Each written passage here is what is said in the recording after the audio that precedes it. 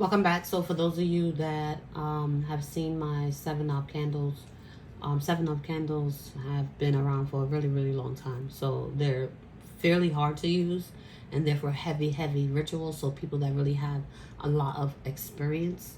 When you work with a black 7-Up candle and you're doing it either for destruction or revenge, there's a few things you can do, and I'll show you a quick ritual that you can break down. The first thing you'll want to do is start working with paper magic. And I've been doing paper magic from the start of learning how to do petitions and different things like that. I kind of taught myself how to do paper magic using poppets and paper of dolls, basically. So you would get a cutout like this, depending on if it's for a couple or if it's for a specific person. You would take the herbs and the roots and you would stick it to that paper and cut it out, and you would seal it into a brown bag.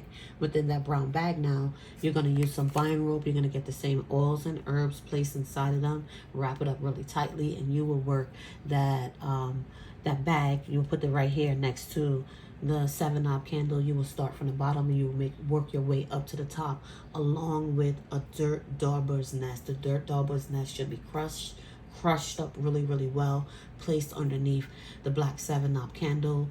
And then what you do is you also combine the revenge. If you're going to use revenge oil, if you're going to use corrupt, if you're going to use fuck it up, if you're going to use rusty relations, depending on what it is that you want to do for a couple or an individual, then the oils would basically align to whatever it is for whomever it is. You will also put a bunch and a bed of revenge herbs placed at the bottom.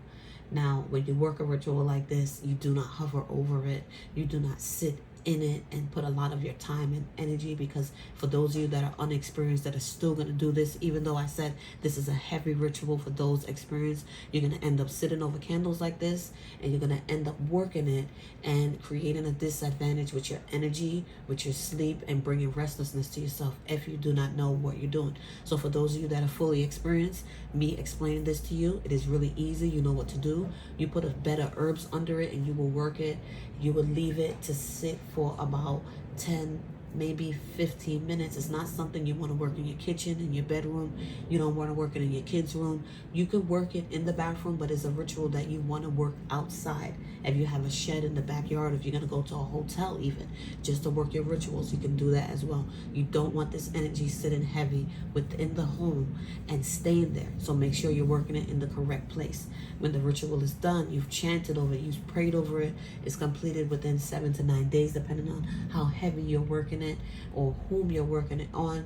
Then you want to dispose all of the remains. The remains should always be buried. You can bury them at a crossroads. If you're going in hard with the graveyard, then you should know how to dispose things at the graveyard. For anything that you are going to do, you should, and you're fully experienced, since you're going to do this video for only those that are experienced, you should know what to do when it comes down to disposal.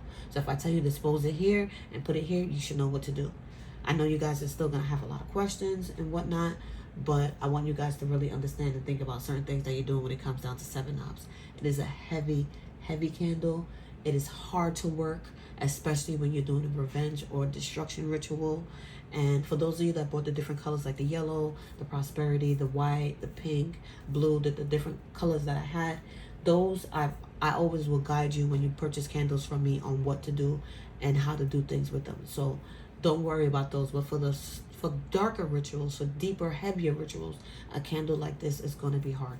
Make sure you have every single thing that you need. Make sure you have, I sell herbs mixed, so you can get the mixed herbs. My oils always have herbs inside of them and roots. Get the mini dirt dauber or get a large dirt dauber. Make sure you, if you're using paper magic, that you know how to do paper magic. Make sure you know how to use poppets using papers. Make sure you know how to do them, because if you're not well protected, if you're not well educated in the craft, if you don't know how to cleanse in between, and you are basically just a textbook witch, this ritual is going to ruin your life, because it's going to come back on you because you do not understand how to do it, and you're not understanding to how to move through it correctly. So make sure you know what you're doing when you get into certain things. There's many videos that I have on here in which I teach you how to do many different types of things. This ritual may not be for many of you. It may be for a few of you that know what you're doing, that have the experience, that have worked with them in the past, and know how to set them, and know which wick to set them in what direction. That's the thing that a lot of people don't understand when it comes down to working 7-knob candles. There's a certain direction that you light them in. You do not start with the top. Many of you probably never even do that. So working a ritual like this, I want you to be well prepared. I want you to make sure you have your magic wash, your protection oils, protection candles, indestructible oil. Make sure you're working with the correct oils to sync for the enemy or those against you, whoever you're breaking up. Separation oil, destruction, breakup oil, rusty relations, corrupt, fuck it up. Whatever oil it is, make sure that you have every single thing that you need for this. Make sure your hands are well protected with your bracelets as well. And make sure that between the sessions that you're going to do, every 10 or 15 minutes, that you do not hover over something like this, because it can easily sink the energy right back in with yourself. So if this person goes and does reversins, or they keep reversins active on a regular basis, you could be asked out, because then that energy is going to keep on coming back to you, especially if you're not well protected. I have a bunch of stuff on here, so look through my channel, look through my videos, make sure you're doing everything in correlation to working a ritual like this. Like, subscribe, and stay blessed, guys.